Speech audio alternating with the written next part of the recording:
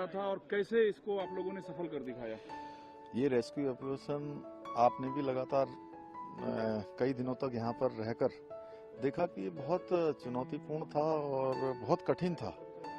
और कई बार ऐसा लगता था कि हम बहुत जल्दी जो है अपनी मंजिल तक पहुंच जाएंगे, मजदूर भाइयों को सबको बाहर निकाल लेंगे, लेकिन बीच बीच में कुछ इस प्रकार की परेशानी उसके अंदर आ जाती थी, समस्या खड़ी हो जाती थी।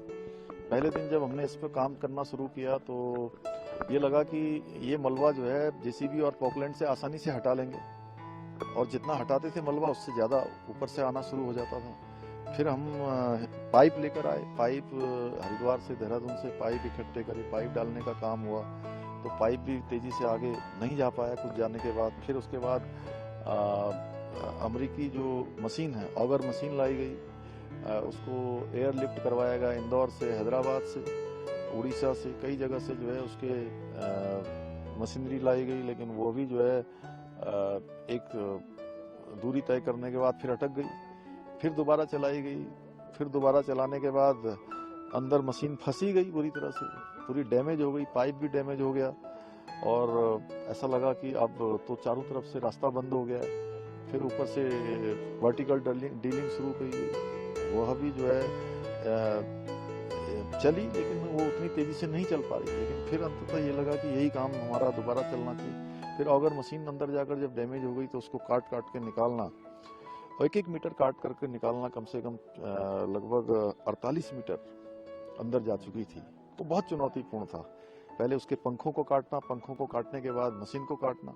जिन लोगों ने भी इसमें काम किया है, जो हमारे गैस कटर थे, इसके आए हुए टेक्नीशियन थे, उन्होंने बहुत जीवटता का काम किया और पूरी मशीन बाहर निकाली। मशीन बाहर निकालने के बाद तय किया कि अब जो है मैनुअल इसको आगे बढ़ाया जाएगा, और जो खुदाई करने वाले हैं वो मैनुअल जाकर आगे आगे जाकर देखते थे। फिर उसको पुशिंग का काम शुरू किया, तो बड़ा चुनौतीपूर्ण रहा। और इसमें काम करने वाले जिन जिन लोगों ने भी अपना योगदान दिया है, मैं सबका धन्यवाद करता हूं। और विशेषकर से हमारे प्रधानमंत्री जी का, जिन्होंने मैंने कभी ऐसा सुना नहीं कि किसी प्रधानमंत्री जी ने किसी रेस्क्यू अभियान की एक दिन भी नागा किया हो, और एक से एक बारीकियों का उन्होंने जो है सूक्ष्म से सूक्ष्म जानकारी लेने के बाद उस पर कैसे काम किया जा सकता है, कैसे हम सबका प्रोत्साहन किया जा सकता है, पूरे लगे हुए जो विशेषज्ञ थे उनको किस प्रकार से प्रोत्साहित करना है, सारी चीजें उन्होंने हमको लगातार मार्गदर्शन किया।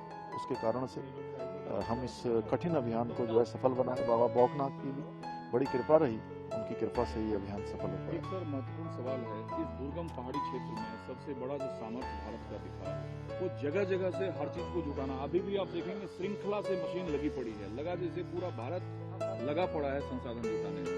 देखिए, ये सब तभी संभव हो पाया जब हमारे आदरणीय प्रधानमंत्री नरेंद्र मोदी जी पूरे अभियान को रोज अपनी मतलब दिन के जो उनके कार्यक्रम होते हैं, उन कार्यक्रमों में एक उनका ये भी प्रमुख कार्यक्रम रहता होगा कि इस अभियान को रोज जो है मॉनिटर करना।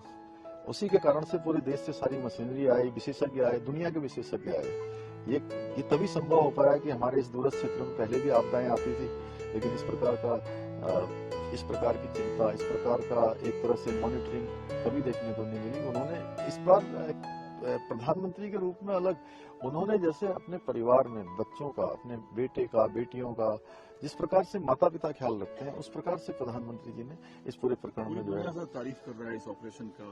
इस टनल का आगे भविष्य आप कैसे देखते हैं? और बतौर मुख्यमंत्री आपने कई विजिट किया, और कल तो कई घंटे आपने कैंप किया हुआ था वहाँ, जैसे अब रेस्क्यू बिना कराए आप जाएंगे नहीं। कल मैं दिन में प्रातः काल में वहीं था 10 बजे तक, और 10 बजे जाने के बाद फिर से मैं 1 बजे वापस आ गया था, और 1 बजे से लेकर थोड़ी देर के बाद लगभग 1:30 बजे मैं चला गया था, और लगभग 9, साढ़े 9 बजे जब अभियान पूरा हो गया उसके बाद ही बाहर निकला। तो मुझे लगता है कि चूंकि हमने पहले ही कहा है कि इन सब का हम जितने भी इस प्रकार के हमारे प्रोजेक्ट चल रहे हैं सबकी समीक्षा करेंगे, और भारत सरकार भी अपने स्तर पर सबका सेफ्टी जो ऑडिट है वो करवाने का निर्णय वहां से हो चुका है। तो चूंकि इकोलॉजी भी चलेगी और इकोनॉमी भी रहे, इकोलॉजी और इकोनॉमी दोनों बने रहे, उसी के आधार पर हम लोग आगे बढ़ेंगे। सभी श्रमिक स्वस्थ हैं?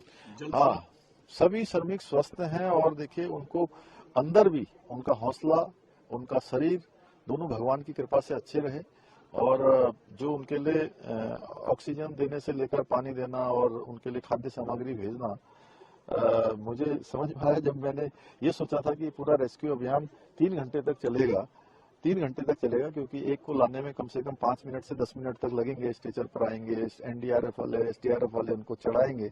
लेकिन जैसे ही पाइप अंदर गया और एनडीआरएफ एसडीआरएफ ने काम शुरू करना कर, तो आधे घंटे से भी कम समय में पूरा अभियान हमारा पूरा हो गया। सारे के सारे श्रमिक भाई दौड़ते हुए आए, तो खुशी का ठिकाना नहीं था, क्योंकि हमारे परिवार के लोग, हमारे भाई स्वस्थ आ रहे थे, उनके परिजन, जिस प्रकार से उनके चेहरों में खुशी थी, उनके चेहरे में संतोष था।